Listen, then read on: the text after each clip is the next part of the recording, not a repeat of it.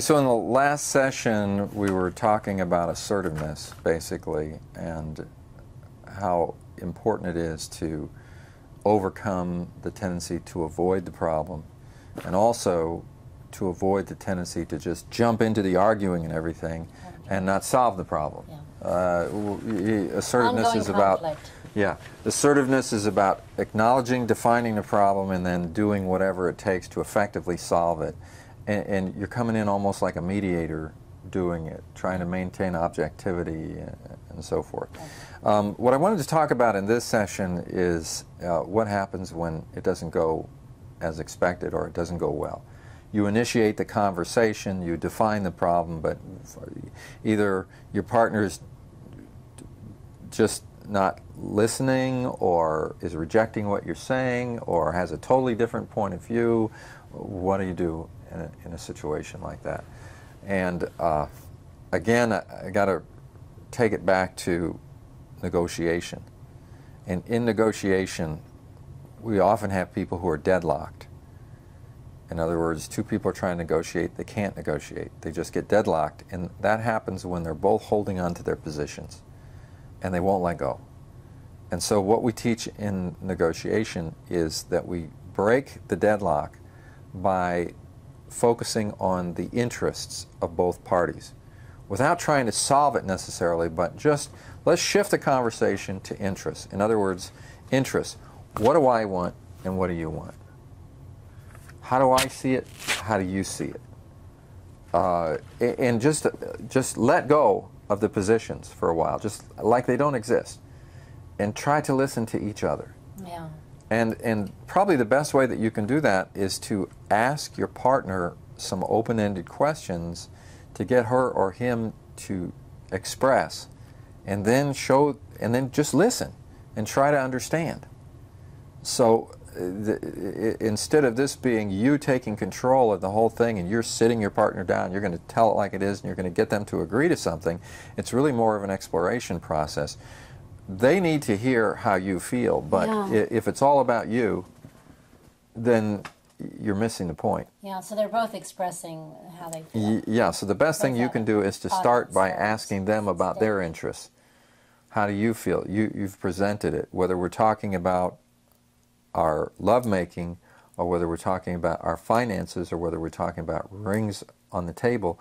Once I've sort of opened it up and I've presented this is my goal, I now need to find out how you feel about it. So I ask you some questions. How do you feel?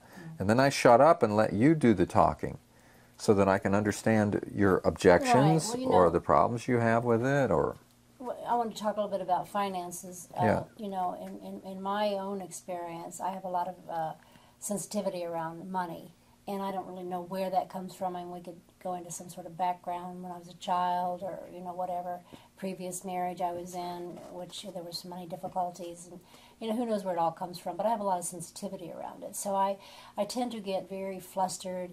I don't know. I feel like I want to avoid it. I feel like, you know, the spotlight is on me and let's not go there. I'm just really, really weird around money. So it may be an area that I will never completely get over. It may be an area that you will have to work with me until my dying day, planning my funeral. It's possible. So sometimes I think we have to accept some things in people. They're just not going to do everything the way we want them to do it. It's always going to be kind of like a thorn in the side, so to speak. And so sometimes we have to accept, I think, on some level. I mean, there's some things that are ridiculous, that you know, like having an affair, for crying out loud. But there are some things, you know, that we just have to step back and go, hey, you know what? This person is 98% what I want, or, you know, whatever. And I'm not getting the whole enchilada. The whole thing is not going to be there for me. Sure. And you have to step back and say, and it's almost, you told that little story about the 6 bullets. You've got to choose, which maybe you can expound on that a little bit.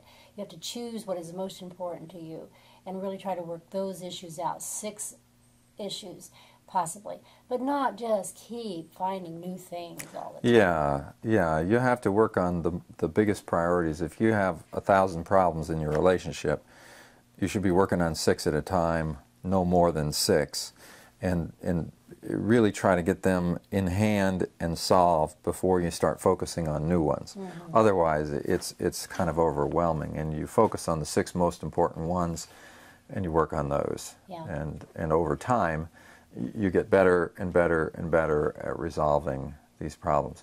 When we first got married, you expressed to me this finance thing, and it was obvious to me that whenever we talked about finances, you would get emotionally upset. I know. It was very hard, and we were in a situation where I was the one with the job, you didn't have a job, and it was very difficult for you because you didn't want to be asking me for money. Right.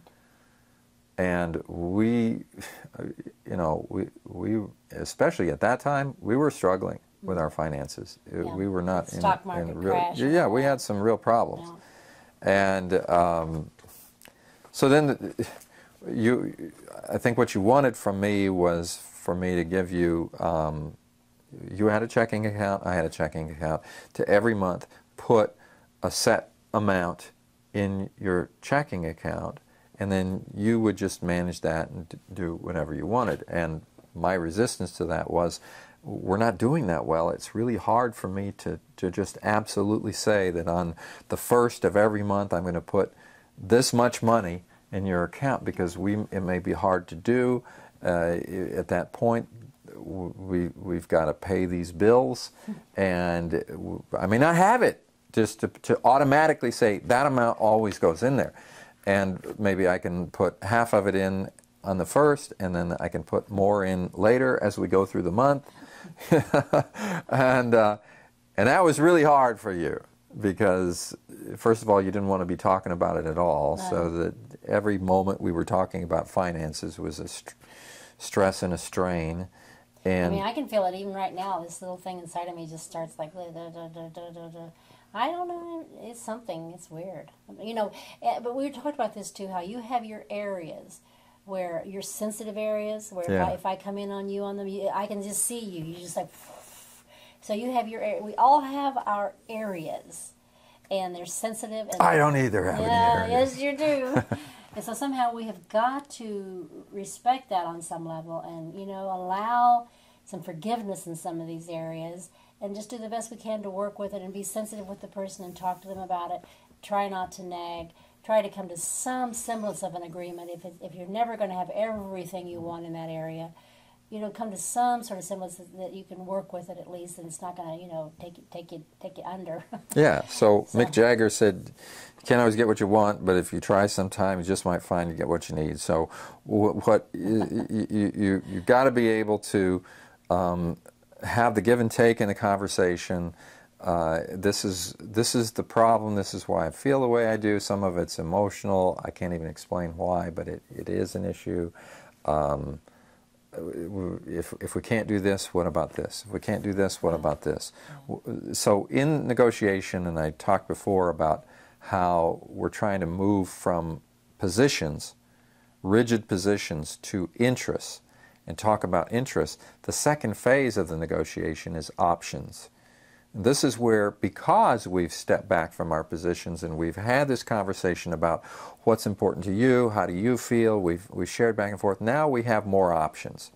Why do we have more options? Because hopefully we have more understanding of the other person's position. We've been able to talk it through. I have more of a sense of how you feel. Yes. And the underlying thing is that what you're trying to do in a negotiation is move to the same side of the table. Maybe initially there were some reactions. Why are we talking about this? What do you mean I'm a problem? But because we've been talking about it, now we're feeling a little better. Hopefully, I mean that's the goal.